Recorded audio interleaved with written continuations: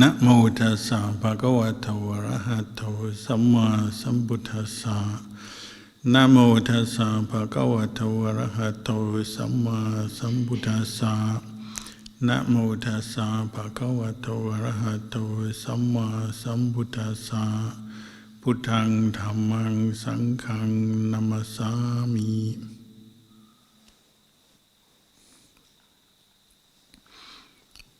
Blessings, good evening.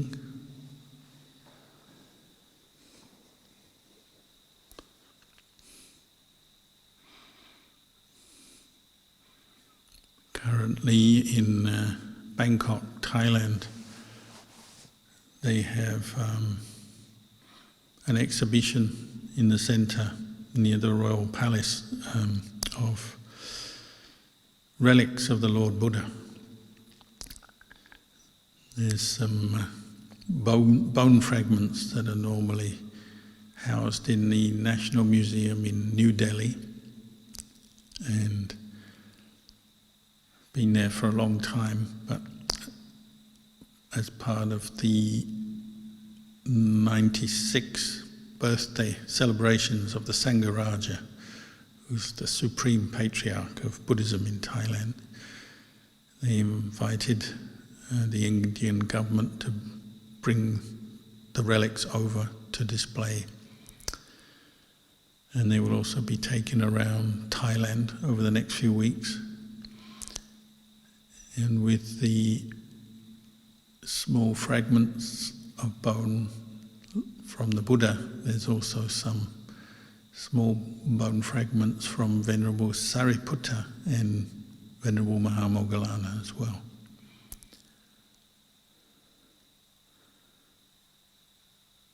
So many people in Thailand and even around the world have great faith in the relics, or the bone relics of the Buddha. So they symbolize something, remind us of the Buddha himself, the historical person. And you could say now that they've been kept carefully looked after, preserved for over 2,500 years.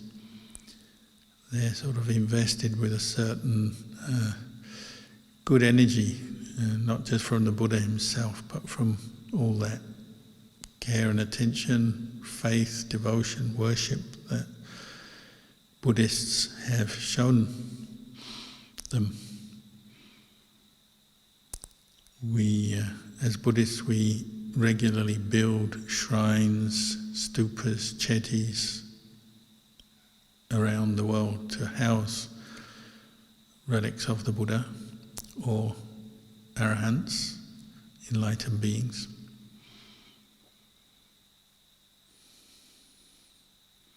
It's a strange kind of contradiction that the Buddhist teachings emphasize the reflection on impermanence, that everything in this world is impermanent and doesn't last. Human beings, we don't last. The things we build and create in the world don't last. Even ideas and religions and philosophies don't last. They're constantly changing and sometimes disappear. And yet we keep Buddha relics, preserve them, build shrines for them and look after them. And in this case have kept relics of the Buddha for over 2,500 years, which is as long as almost anything else has been kept in the world. But we still reflect that this human body is impermanent. Most people's bodies disappear after they die quite quickly, either cremated or buried and turned into earth, or cremated, turned into ashes, or given to science and dissected and cut up. So bodies, even of Buddhas and enlightened beings, are impermanent things. But still, people love to keep the relics of the Buddha and the Arahants.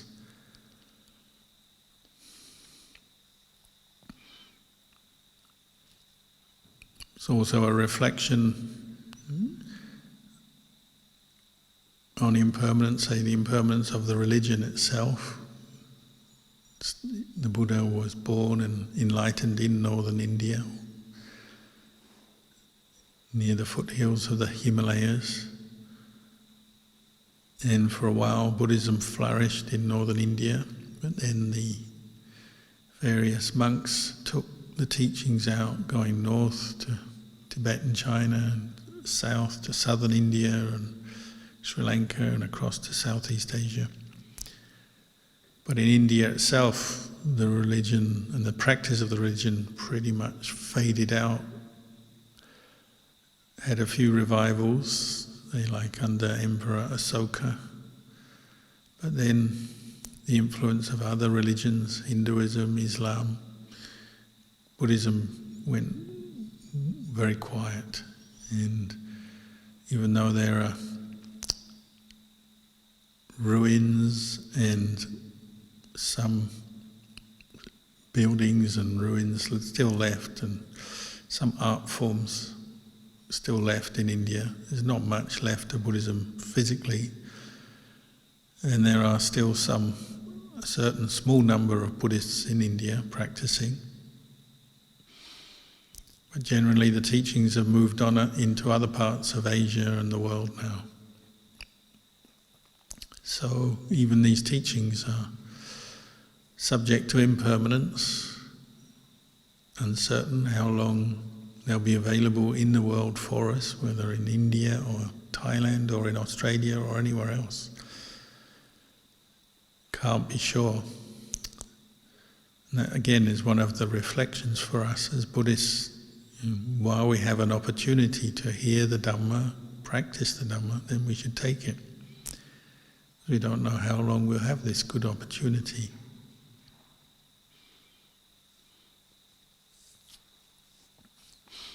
Also, if you remember the words of the Buddha, he sometimes compared human birth, or pointed out that human birth is very difficult to achieve for a being. We have beings in the human realm, and then the animal realm, and then ghost realms and heaven realms. But to achieve the birth in a human realm, which is considered the most suitable for practicing the Dhamma, developing insight and abandoning attachment to the 5 khandhas, it's actually very difficult to achieve human rebirth. And the Buddha had those similes for it, compared to the blind turtle swimming around the oceans of the world, who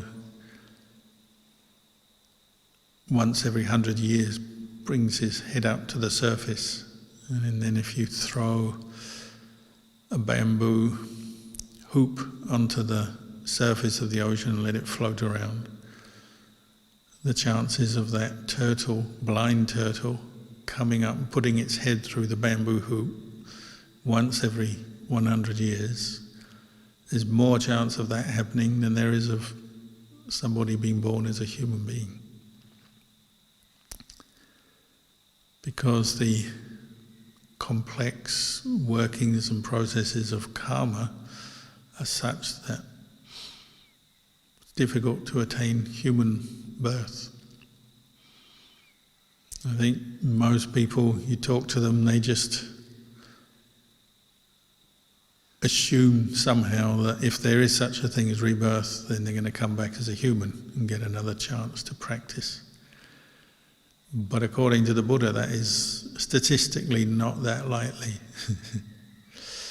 Nowadays everyone is into statistics, so if you follow the teachings of the Buddha, then statistically you're more likely to be reborn in another realm, not a human realm.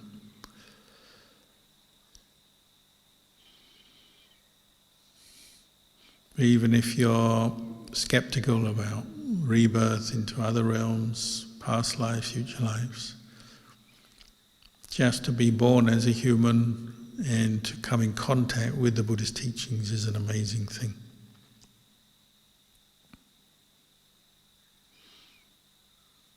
These teachings are so valuable to us because they give us guidelines how to live as successful, good human beings on every level.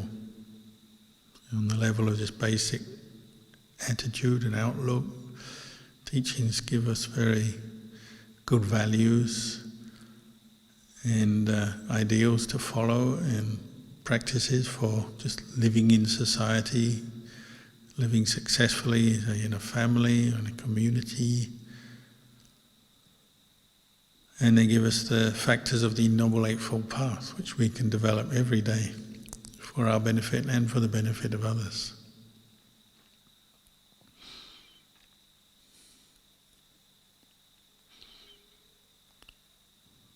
But as I mentioned earlier, one of the central teachings in Buddhism is everything is impermanent.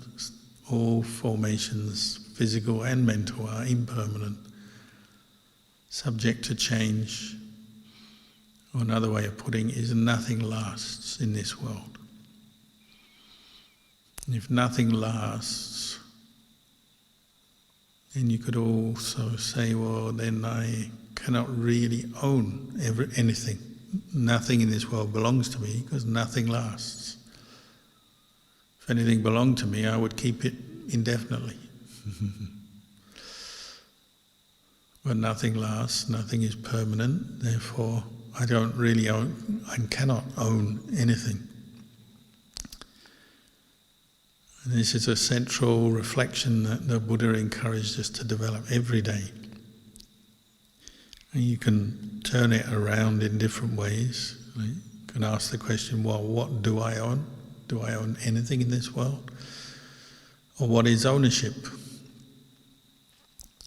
So of course there's the nominal ownership, superficial ownership of things. We were born into the world, we have this body and we have parents, and usually speaking they give us a name, and we live in a home somewhere with our parents, our family. So we have that sense of owning a name, owning this body. And then as we grow up, we get to own things, and people give us gifts, or give us money and we buy things, and we say, I own this item of clothing, or I own this mobile phone, or I own a bicycle, or later on a car. But these are all just superficial things, aren't they? You don't really own the mobile phone because eventually it gets old and wears out and breaks or gets lost or even stolen. It doesn't last forever, so therefore we cannot say, I really own it. Deep down underneath the surface, it's not one's to own. Nobody can own something that's temporary or impermanent. So we have this other saying, we say, well, really it's more correct to say we just borrow the things of the world temporarily. Even land, if you're into buying and selling land, you don't really own that land to buy and sell anyway. You may assume ownership and say, well, I have bought this land and I have title deeds to it. Or I buy a house and have title deeds to it. Again, that's just on paper, isn't it? And it's agreed by society, if you buy that land or that house, that's yours. But we know as we come to meditate, listen to the teachings and reflect on them more deeply, no, we don't really own that land, it's just land, it's just earth, air, fire and water, 4 elements. This body is 4 elements, and even though we give it a name, and we have parents, we don't really own this body, we just borrow it or rent it for a few years, and then eventually it will go back to the elements. The land or our house, our home, we just rent it or buy it and just keep it for a while, and then we lose it when we die. When we die, we don't take anything with us, do we? You can ask that question, what do I take with me when I die?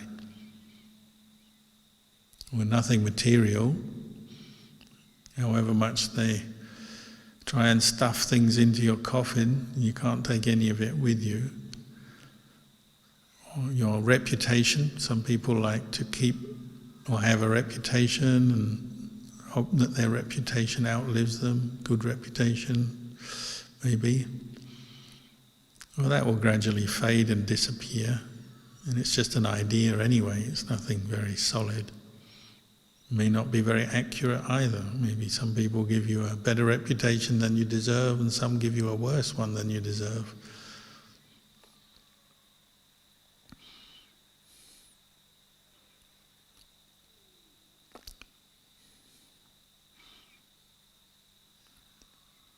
So we have this reflection, nothing really lasts, and nothing really belongs to me.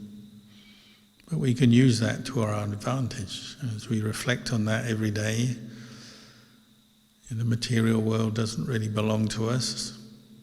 We're involved with it. It's not that there is no material world, and it's not that we don't have to get involved with it. We do. We have to eat food and wear clothes and buy things and pay bills, and we go to work, and we're involved with the material world, but we don't own it. That's the important thing to reflect on. But if we can see that, or the more we can see that, the more we realize that we don't own anything, that's actually liberating for the mind, isn't it? Because if you don't own anything, nothing belongs to you, then you've got nothing to lose. Where does our main suffering come from in life? Well, losing things, separating from the people I love, the things I love. Even though it's inevitable, as we chanted just now, everything that I love and like, everything that's pleasing to me, I'll become separated from it. We don't like it. We don't want to separate from things we like.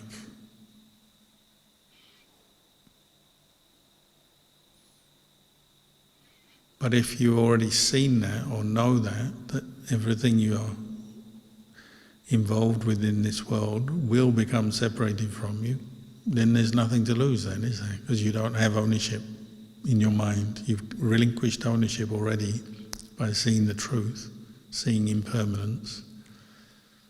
Then there's no suffering. They say one who sees impermanence is not afraid of death, are not afraid of loss and separation, because they know it's inevitable and they know it must happen.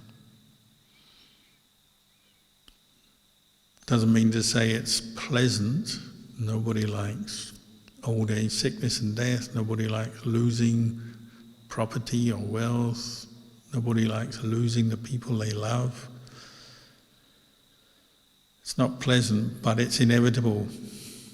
So if you reflect on that regularly, then your mind can come to terms with that truth, and you have this sense of freedom because you realize there's nothing belonging to you anyway. So then when separation comes, you can accept it.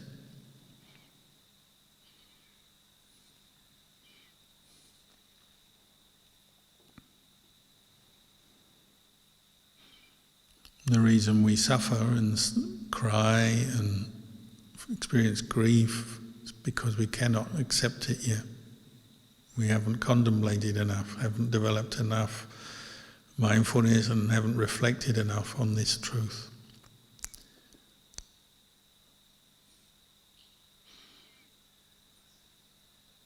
But for one who has, one who's seen or realized that they don't really own anything anyway, and then the mind is free, because there's nothing to lose. That person may still be involved with the world, so they may still have a car or a house or a bank account, but they also know these things are not theirs to lose. They say that's why an Aryapugala, one who's at least had a glimpse of the deathless, like a Sotapanna, they automatically lose their stinginess, their possessiveness, because they know nothing belongs to them anyway. So they're more willing to give up, give away, share what they have. If someone asks them for something, they'll share generally. The unenlightened person is maybe not yet willing to share because we have fears, insecurity, fear, because we worry if we don't have anything, no money left, no property left, then who's going to look after us? How will we cope?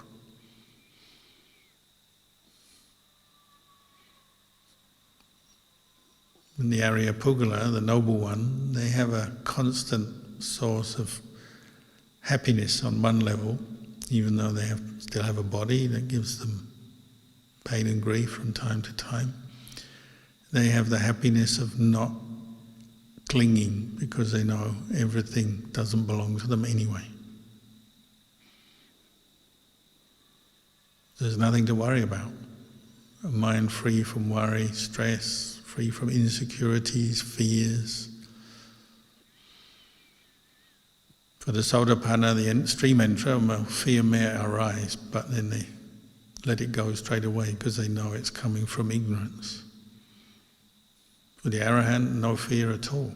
There's just nothing to fear because there's no attachment there to feed fear, no ignorance to feed fear.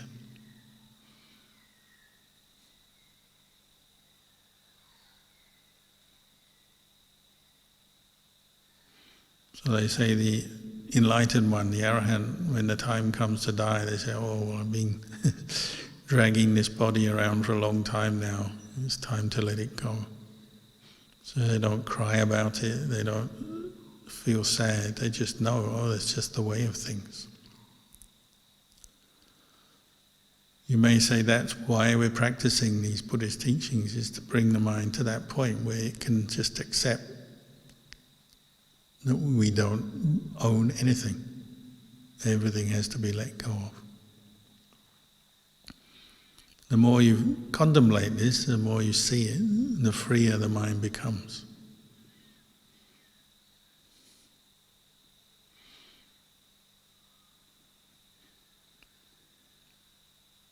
Like the person the other day, they said they suffer because they have so many ideals about how the world should be, and the world never matches their ideals. There's always too much conflict and too many problems, and human beings don't always behave that well.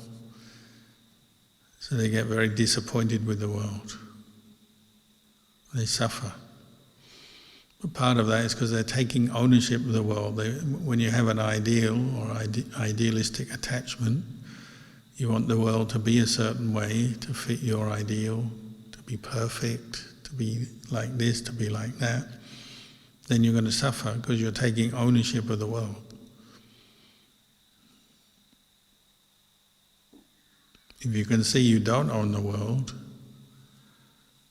it doesn't mean to say you can't have any values or understand what is good or bad, right and wrong, but you don't suffer with the imperfections of the world because you know you don't own it, you can't control it.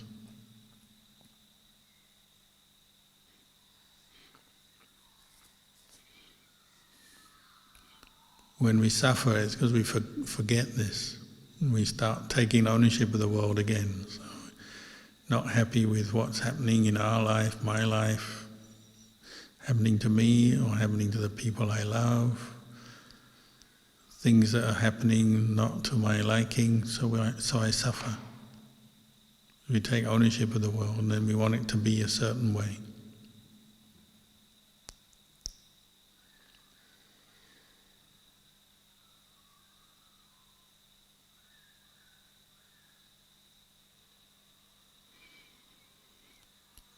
So in the end you can use it as a mantra if you want.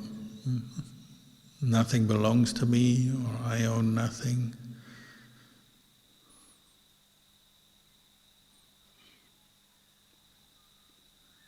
It might help you to loosen up some of the attachments that do cause suffering every day.